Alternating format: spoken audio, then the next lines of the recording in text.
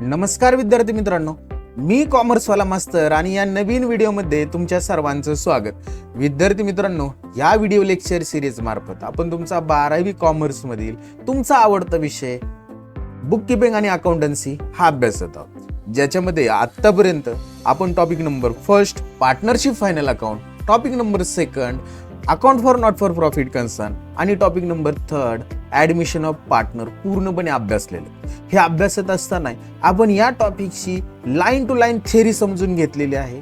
Basic concept देखील अकाउंटच्या अभ्यासलेल्या आहेत. अकाउंटिंग ट्रीटमेंट कशा होतात, ऍडजस्टमेंट कसं असणार आहे, ह्या सगळ्या अभ्यासलेल्या आहेत.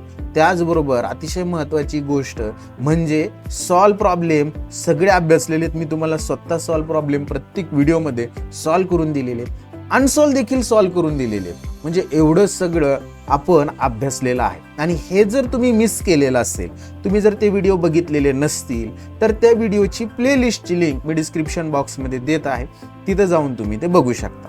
आता विद्यार्थी मित्रांनो, लास्ट व्हिडिओ पासून आपण तुमचा topic number 4 retirement of partner हा सुरू केलेला.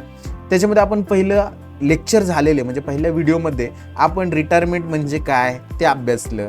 त्याच्यानंतर न्यू रेशो काय असतो ते अभ्यासलं. गेन रेशो समजून घेतलेला होता, पण गेन रेशो कसा कॅल्क्युलेट करायचा हे आपलं राहिलेलं आहे. ते या व्हिडिओमध्ये मी तुम्हाला समजून सांगणार आहेत. लास्ट व्हिडिओमध्ये आपण गुडविलच्या ट्रीटमेंट समजून घेतलेले आहेत. तर हे सगळं लाईन टू लाईन समजून घेण्याचा प्रयत्न करतोय.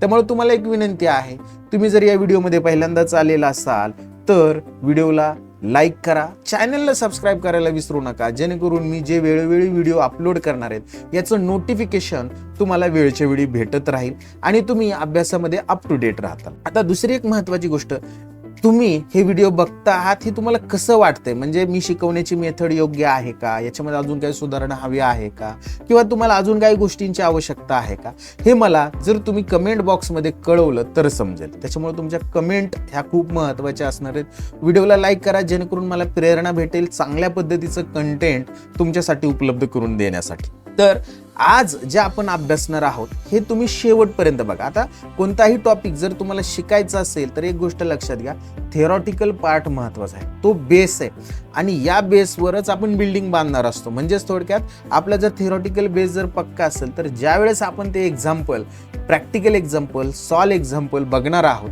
प्रॉब्लेम अभ्यासणार आहोत, ते प्रॉब्लेम तुम्हाला सोपे जाणार आहे. त्यामुळं हा थेरी पार्ट तुम्ही कधीही स्किप करू नका प्रत्येक प्रॉब्लेमचा. तर आज आपण गेन रेशो कसा कॅल्क्युलेट करायचा, जो पार्टनर रिटायर्ड होणार आहे त्या रिटायरिंग पार्टनरचे जे काही अमाऊंट पेएबल आहे त्याला आपण त्याच्या हिस्सेचं गुडविल, कॅपिटल देणार आहोत, ते कोणत्या फॉर्ममध्ये देणार, त्याच्या अकाउंटिंग ट्रीटमेंट काय असणार आहेत हे अभ्यासायचं आहे. तर आता कोणताही वेळ वाया न घालवता आपण आपल्या टॉपिकला सुरू करूया. चला तर मग पहा विद्यार्थी मित्रांनो, मी लास्ट व्हिडिओमध्ये तुम्हाला गेन रेशो म्हणजे काय ते समजून सांगितलं होतं. काय आहे ते आता इन डिटेलमध्ये अजून समजून घेण्याचा प्रयत्न करूया. बघा काय सांगितले त्यांनी थेअरीमध्ये, तर the ratio in which the continue partner acquired the retiring partners share is called gain ratio. म्हणजे मी लास्ट व्हिडिओमध्ये तुम्हाला बघा सांगितलं होतं, काय सांगितलं होतं की जो काही प्रॉफिट असणार आहे किंवा जो काही शेअर असणार आहे रिटायरिंग पार्टनरचा हिस्सा, बघा आता हा ए बी सी हे 3 पार्टनर आहेत, त्यांचा हा प्रॉफिट आहे, हा ए चा हिस्सा आहे, हा बी चा हिस्सा आहे आणि हा सी चा हिस्सा आहे. सी रिटायर्ड होणार आहे आणि त्याच्या हिस्स्याचा भविष्यातील प्रॉफिट कोणाला भेटणार आहे, ए ला भेटणार आहे आणि बी ला भेटणार आहे. मग ए ला आणि बी ला तो ज्या रेशो मध्ये भेटल त्या रेशोला आपण गेन रेशो म्हणायचं.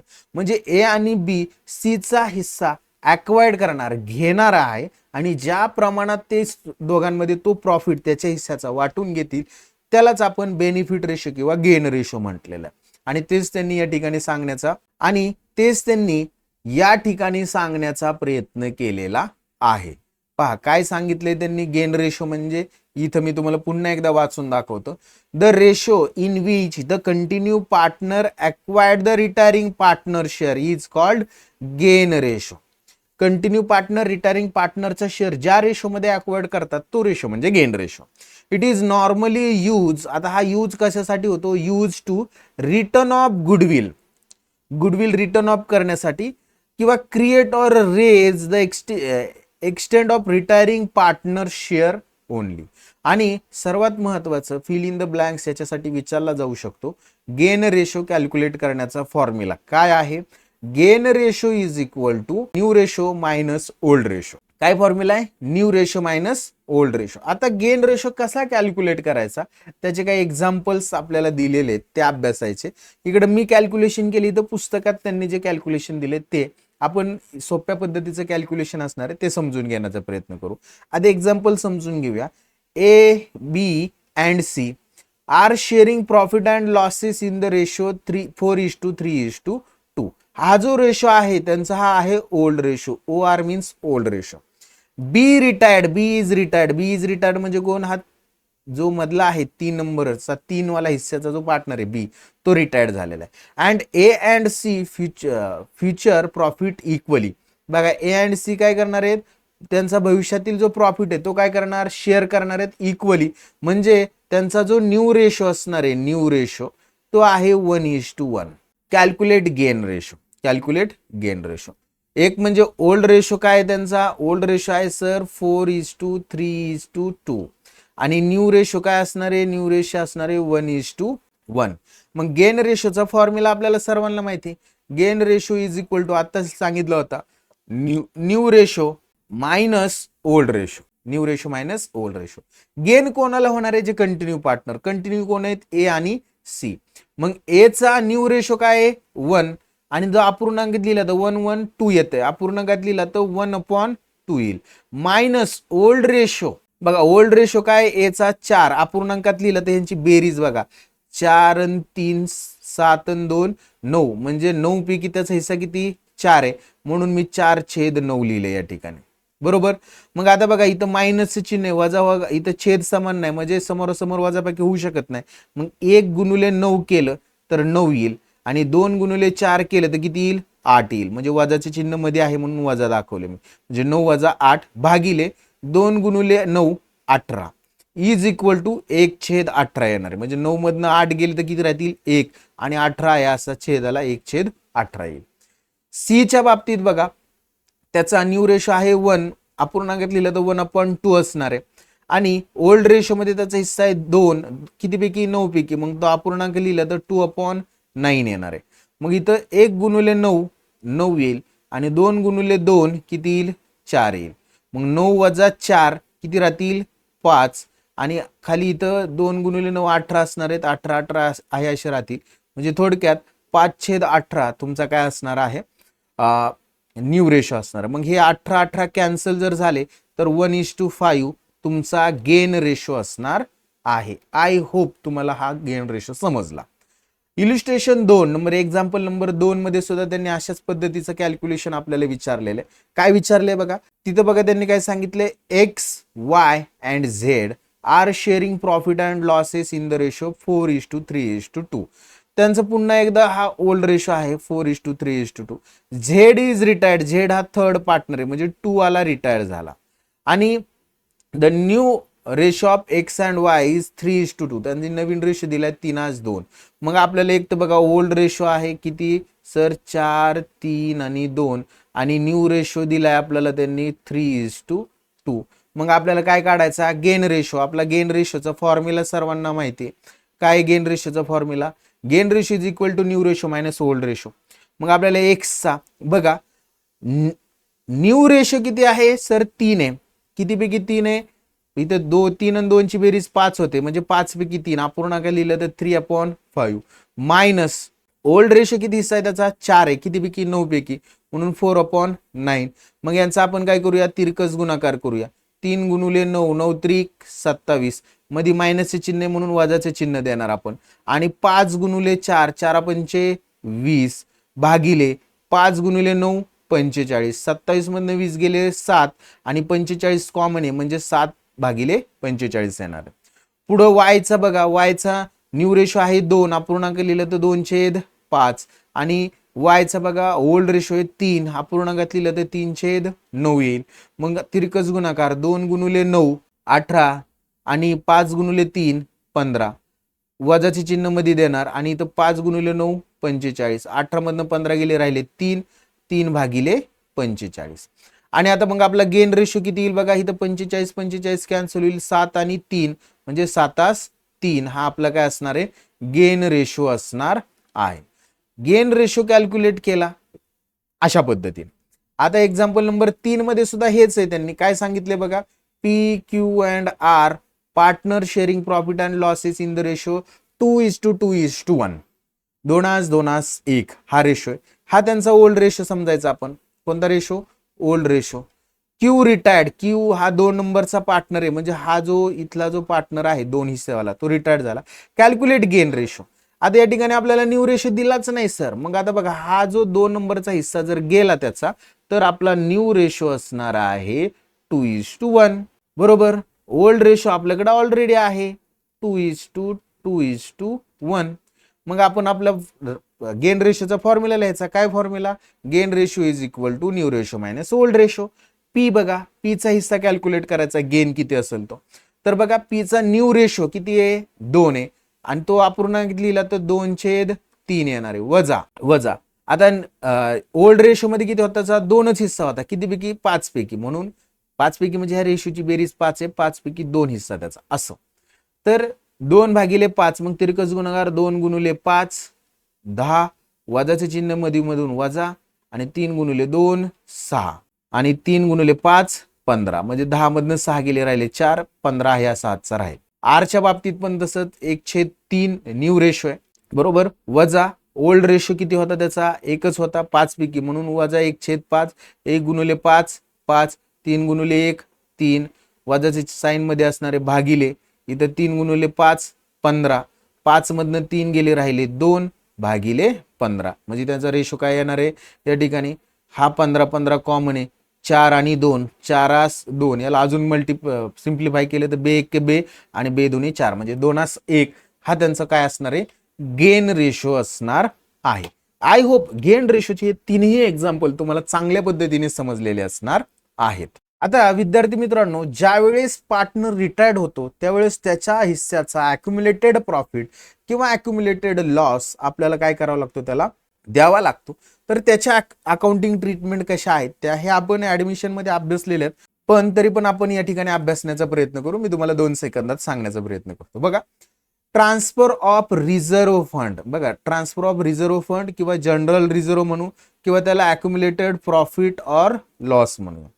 On retirement of partner, any reserve, accumulated profit or loss transferred to capital or current account in their profit sharing ratio to all partners. Only share of retiring partner to his capital or current account as per the instruction given in the problem.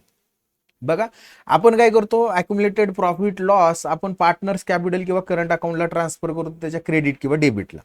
मग retiring पार्टनरचा जर transfer करायचा असेल तर तो सुद्धा same करणार, फक्त त्याचे इंट्रोडक्शन आपल्याला प्रॉब्लेम मध्ये कशा दिल्यात त्या. आता एनी टाइप ऑफ रिझर्व्ह और accumulated profit transfer the entry will be, म्हणजे प्रॉफिट किंवा ट्रान्सफर रिझर्व्ह जर ट्रान्सफर केला तर एंट्री काय करणार आपण, जनरल रिझर्व्ह असेल तर general reserve account debit to partners capital किंवा करंट अकाउंट. जर एखादा प्रॉफिट अँड लॉस अकाउंटचा बॅलन्स दिलेला असेल तर profit and loss account debit to partners capital किंवा करंट अकाउंट अशी एंट्री होणार आहे. आणि जर समजा अॅक्युम्युलेटेड लॉस असेल किंवा असेट साइडला, बॅलन्स शीटच्या असेट साइडला लॉस दिलेला असतो, तर तो ट्रान्सफर कुठे करणार, पार्टनर्स कॅपिटलला त्यांच्या प्रॉफिट शेअरिंग रेशोमध्ये.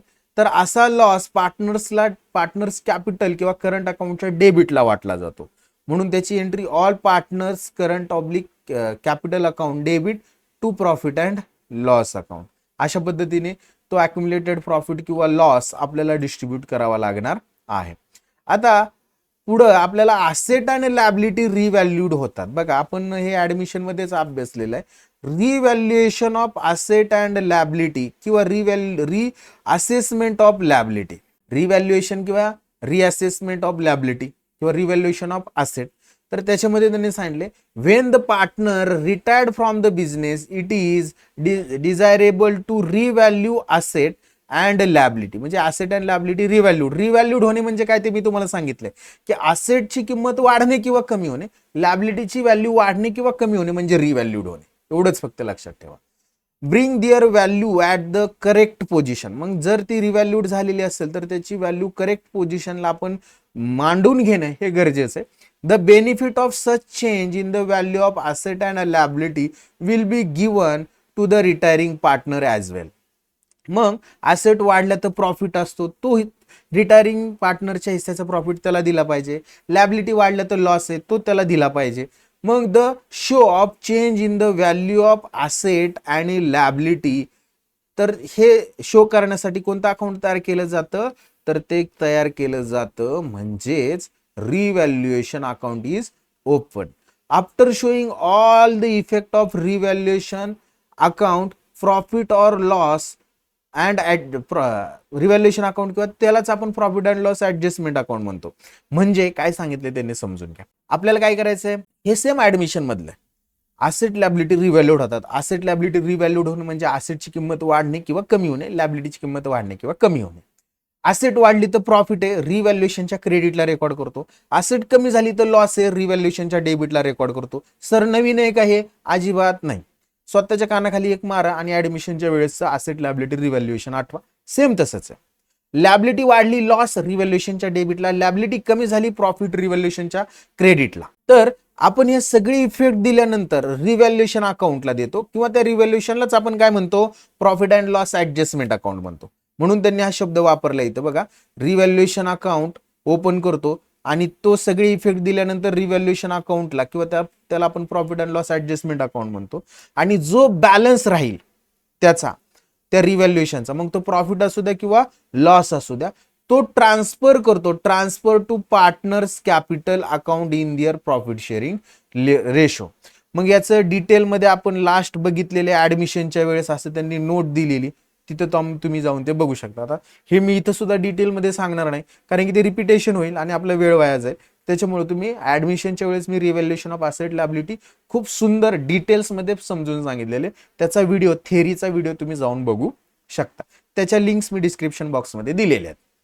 ओके, आता ऍडजस्टेड कॅपिटल. आता ऍडजस्टेड कॅपिटल म्हणजे काय हे समजून घ्यायचं.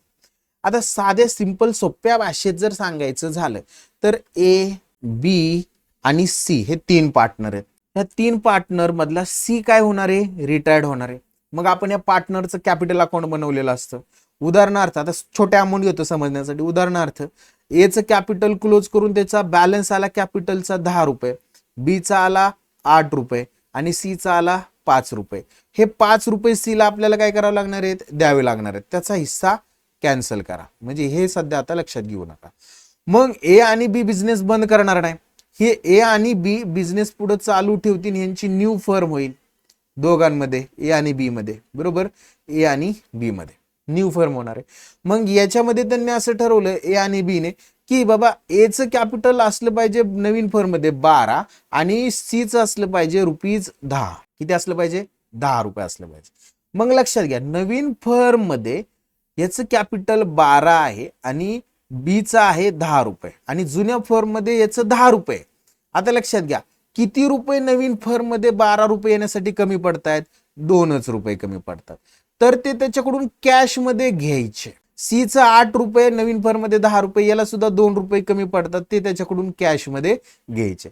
म्हणजेच काय, हे कॅश मध्ये ऍडजस्ट करायचे, त्यालाच आपण ऍडजस्टेड कॅपिटल असं म्हणणार. जुन्या फर्म मधलं कॅपिटल नवीन फर्म मध्ये जात असताना आपण रिअरेंज करणे म्हणजेच ऍडजस्ट करणे असं म्हणणं आहे. म्हणून त्यांनी बघा ऍडजस्टेड कॅपिटलच्या बाबतीत त्यांनी सांगितलंय, on the retirement of partner the continue partner may decided to rearrange their capital in their new profit sharing ratio. आता काही वेळेस असं होऊ शकतं की सर असं होऊ शकतं का की याचं जुन्या फर्म मध्ये 10 रुपये कॅपिटल आहे, बरोबर, आणि नवीन फर्म मध्ये त्याच्या हिस्स्याला नवीन रेशोनुसार 8च रुपये आलं, म्हणजे कमी आलं. पण जुन्या फर्म मध्ये त्याचं ऑलरेडी 10 रुपये. मग हे 2 रुपये जे त्याच्या हिस्स्याचे जास्त येत आहेत जुन्या फर्म मधले, ते त्याला कॅश मध्ये रिटर्न करायचे. आता लक्षात घ्या, जुन्या फर्म मध्ये जर एखाद्या पार्टनरच्या हिस्सेचं कॅपिटल नवीन फर्म मधल्या कॅपिटल पेक्षा कमी असेल तर त्याच्याकडून तेवढं कॅपिटल कॅश मध्ये घ्यायचं. जर समजा जुन्या फर्म मध्ये त्याचं कॅपिटल जास्त आहे आणि नवीन फर्म मध्ये त्याच्या हिस्स्याला कमी कॅपिटल येत असेल त्या अमाऊंट पेक्षा, तर त्याला ते कॅश मध्ये द्यायचं. त्याच्याच या जनरल एंट्रीज इथे दिलेल्या आहेत आपल्याला. त्याच्या ज्या जनरल एंट्रीज आहेत काय आहेत ते समजून घेऊया. बघा, न्यू प्रॉफिट शेअरिंग रेशो मध्ये ते पार्टनर काय करतात, डिसाईड करतात की बाबा कॅपिटल किती असलं पाहिजे. ते कशासाठी, for this purpose the total capital of firm is divided among the partners in their new profit sharing ratio. New capital balance is then compared with the latest capital balance of each partner. बघा, new capital balance काय करायचा, compared करायचा. जर surplus असेल, deficit असेल, ते सांगितले मी की जुन्या फर्म मध्ये कमी असेल, नवीन फर्म मध्ये त्याच्या हिस्स्याला जास्त येत असेल तर जेवढं कमी तेवढं मागवायचं. आणि जुन्या फर्म मध्ये काय आहे, जास्त आहे आणि नवीन फर्म मध्ये कमी येते, तर जेवढं जास्त आहे तेवढं त्याला काय करायचं, रिटर्न करायचं. तर अशा पद्धतीने असणार आहे. मग जर समजा आता थोडंसं डिटेलमध्ये इथं समजून सांगण्याचा प्रयत्न करतो अजून चांगल्या पद्धतीने. बघा, या ठिकाणी ही आपली ओल्ड फर्म आहे, याच्यामध्ये ए हा पार्टनर असं समजू. त्याचं कॅपिटल अकाउंट क्लोज केल्यानंतर त्याच्या हिस्स्याला इथं किती आले, 10,000 रुपये कॅपिटल आलं, बरोबर.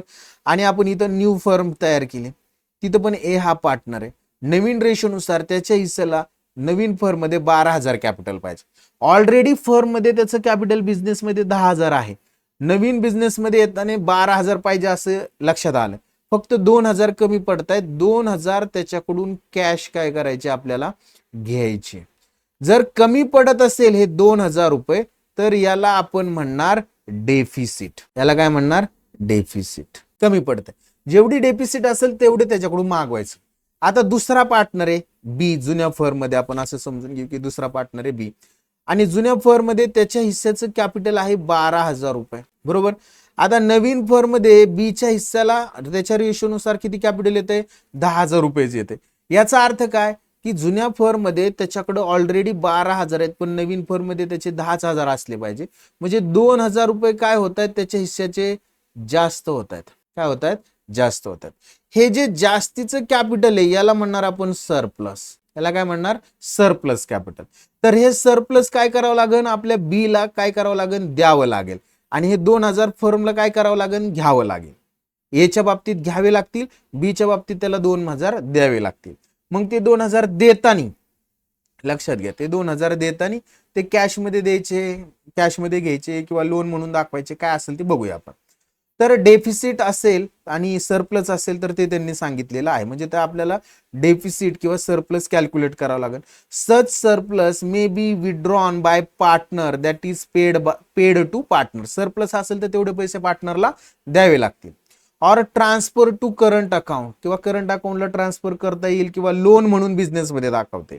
डेफिसिट असेल तर तेवढे पैसे brought in by the partner or transfer to current or loan account. मग ह्याच्या अकाउंटिंग ट्रीटमेंट त्यांनी दिलेल्या आहेत. If surplus is paid back to the continue partner, म्हणजे सरप्लस जर आपण पेड केला तर फर्मचे पैसे जातील ज्याला द्यायचा आहे त्याच्या डेबिटला, कॅशच्या क्रेडिटला. म्हणून continue partners capital account debit to cash अशी एंट्री होईल. सरप्लस कॅपिटल पेड नाही केलं पण त्याच्या लोन किंवा करंट अकाउंटला ट्रान्सफर केलं तर continue partners capital account debit to continue partner current किंवा लोन अकाउंट अशी एंट्री होईल.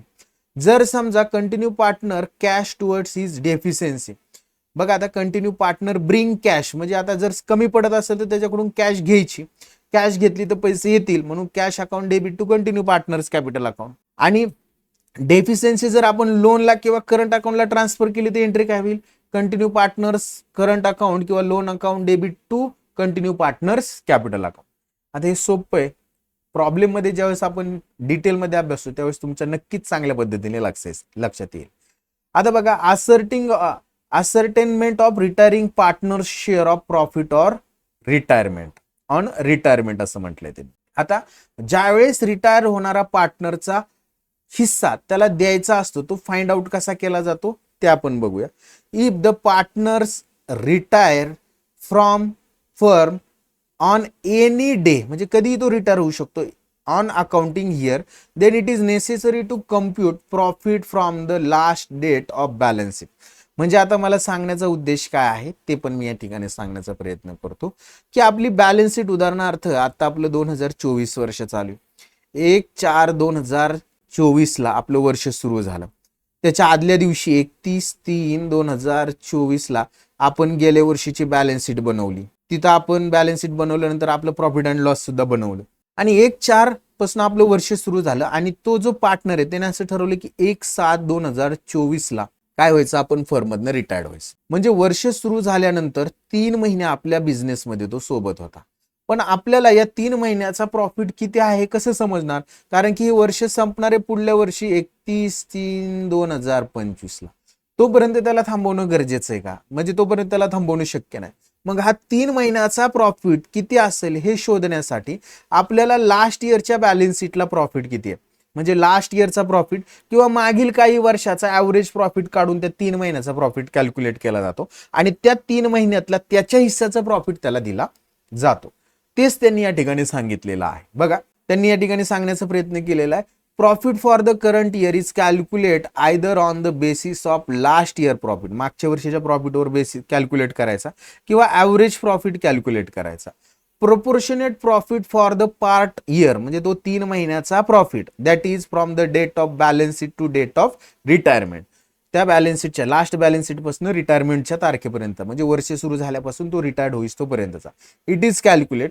आणि शेअर ऑफ रिटायरिंग पार्टनर म्हणजे त्याच्यामधला म्हणजे तो 3 महिन्याच्या प्रॉफिट मधला रिटायरिंग पार्टनरचा शेअर काय करायचा, कॅल्क्युलेट करायचा on the basis of proportionate profit. आणि for transfer of such profit or loss following general entry are draft, आणि तो प्रॉफिट त्याला द्यायचा. मग त्याची जनरल एंट्री काय होणार आहे, तो प्रॉफिट ऍक्च्युअल प्रॉफिट नाही, 3 महिन्याचा ऍक्युरेट प्रॉफिट नाही, तो आपण अंदाजे कॅल्क्युलेट केलेला आहे, तो सस्पेन्स आहे, तेवढाच एक असं नाहीये. म्हणून त्याला आपण नाव द्यायचं profit and loss suspense account, debit to retiring partners capital account. हा जर काय असेल प्रॉफिट असेल, profit and loss account debit to retiring partners capital. जर लॉस असेल तर retiring partners capital account debit to profit and loss suspense account अशी entry होणार आहे. I hope clear. आता ज्या वेळेस पार्टनर रिटायर्ड होतो त्यावेळेस त्याच्या हिस्स्याची अमाऊंट आपल्याला कॅल्क्युलेट करावी लागते. म्हणजेच त्याला जे पैसे द्यायचे, तो रिटायरिंग पार्टनर आहे, त्याच्या हिस्स्याचं कॅपिटल असेल, प्लस त्याच्या हिस्स्याचं गुडविल असेल, प्लस त्याच्या हिस्स्याचा प्रॉफिट असेल, प्लस त्याच्या हिस्स्याचा जनरल रिझर्व्ह असेल, ह्या सगळ्या गोष्टी त्याला द्याव्या लागतील. म्हणजे त्याला आपल्याला उदाहरणार्थ 1,00,000 रुपये अमाऊंट काय आहे पेएबल आहे, ह्या सगळ्या मिळून. मग ही 1,00,000 रुपये अमाऊंट आपण त्याला देत असताना ती वेगवेगळ्या फॉर्म मध्ये देऊ शकतो आपण. मग ती देत असताना कशी दिली जाईल ती त्यांनी सांगितली आणि त्याच्या अकाउंटिंग ट्रीटमेंट सांगितले. बघा, फर्स्ट काय सांगितले त्यांनी, लमसम अमाऊंट जर आपण त्याला पेड केले, मग त्याच्यात त्यांनी सांगितलं the entire amount payable to retiring partner is paid in one installment. एकाच इन्स्टॉलमेंट मध्ये सगळे 1,00,000 रुपये जर पेड केले आपण, तर त्याची एंट्री काय, आपल्याकडून पैसे जाणार आहेत म्हणजे आपल्याला कॅशला क्रेडिट, पैसे गेले कॅश अकाउंटला क्रेडिट, ज्याला भेटणार आहेत त्याला डेबिट, म्हणजेच partners retiring partners capital account debit to cash oblique bank account, ही एंट्री होईल एकदम सगळी अमाऊंट दिली तर. दुसरं ऑप्शन आहे, दुसऱ्या ऑप्शन मध्ये बघा काय, इन्स्टॉलमेंट मध्ये अमाऊंट द्यायची. म्हणजे थोडक्यात काय करायचं आपल्याला की ह्या 1,00,000 मधले आपण 10,000 अशा 10 इन्स्टॉलमेंट मध्ये जर अमाऊंट दिली तर. म्हणून त्यांनी सांगितले बघा या ठिकाणी, the amount due to retiring partner may be paid and balance is transfer to loan account. म्हणजे उदाहरणार्थ यातले काय करायचे की उदाहरणार्थ सुरुवातीला 20,000 रुपये द्यायचे कॅशमध्ये आणि राहिलेले कुठं दाखवायचे, लोनला दाखवायचे, लोन म्हणून दाखवायचे, त्याचं आपल्यावर कर्ज आहे असं दाखवायचं. मग अशा वेळेस त्याची जनरल एंट्री काय होणार आहे, retiring partners capital account debit to retiring partners loan account. आणि जी कॅश मध्ये दिलेली असेल त्याची entry same, retiring partners capital account debit to cash. Loan मध्ये जी अमाऊंट राहिली असेल ती retiring partners capital account debit to retiring partners loan account अशी एंट्री होणार आहे. आता काही वेळेस काय होतात, when interest is charge on loan, म्हणजे जी काही लोन मधनं दाखवली त्याच्यावर व्याज द्यावा लागतं. मग हे व्याज जर चार्ज केलं तर तो एक्सपेन्सेस आहे, एक्सपेन्सेसचा बॅलन्स डेबिट असतो फर्मच्या दृष्टिकोनातून. मग interest account debit to retiring partners loan account अशी एंट्री होईल. आणि हा इंटरेस्ट जर पेड केला कॅश मध्ये तर retiring partners loan account debit to bank account ही एंट्री होईल. काही वेळेस if the total amount due to retiring partner is transfer to loan account, म्हणजे सगळीच्या सगळी लोन अकाउंटला ट्रान्सफर केली तर एंट्री काय होणार, म्हणजे त्याला इन्स्टॉलमेंट मध्ये न देता आणि लोन म्हणून दाखवायचं सगळीच्या सगळी अमाऊंट, तर एंट्री काय होणार, retiring partners capital account debit to retiring partners loan account. काही वेळेस चौथा ऑप्शन आहे या ठिकाणी, if the amount due to retiring partner is partly paid in cash and balance amount transfer to loan account. मग अशा वेळेस retiring partners capital account debit to cash, जेवढी कॅशमध्ये दिली ती कॅशमध्ये दाखवायची आणि राहिलेली to retiring partners loan account म्हणून दाखवायचे. तर अशा पद्धतीने आपण त्याला ज्या अमाऊंट दिल्या जाणार आहेत त्याच्या अकाउंटिंग ट्रीटमेंट काय होतात ते अभ्यासलेलं आहे. थिअरॉटिकल पार्ट सगळा संपलेला आहे. आय होप विद्यार्थी मित्रांनो हा थिअरॉटिकल पार्ट तुमच्या लक्षात आलेला आहे. रिटायरमेंटमध्ये आपल्याला काय काय गोष्टी लक्षात ठेवायच्या आहेत ह्या देखील आपण समजून घेतलेल्या आहेत. त्याला जे पैसे द्यायचे कसे द्यायचे ते देखील आपण समजून घेतलेलं आहे. आय होप तुमच्या लक्षात हे आलेलं असणार आहे. व्हिडिओ जर तुम्हाला आवडलेला असेल तर व्हिडिओला लाईक करा, चॅनलला सबस्क्राईब करा आणि तुमच्या वर्गमित्रांपर्यंत व्हिडिओ शेअर करायला विसरू नका. आज आपण इथंच थांबूया. नेक्स्ट व्हिडिओमध्ये आपण प्रॉब्लेम म्हणजे सॉल्व एक्झाम्पल नंबर फर्स्ट अभ्यासणार आहोत. तोपर्यंत सर्वांना बाय, टेक केअर.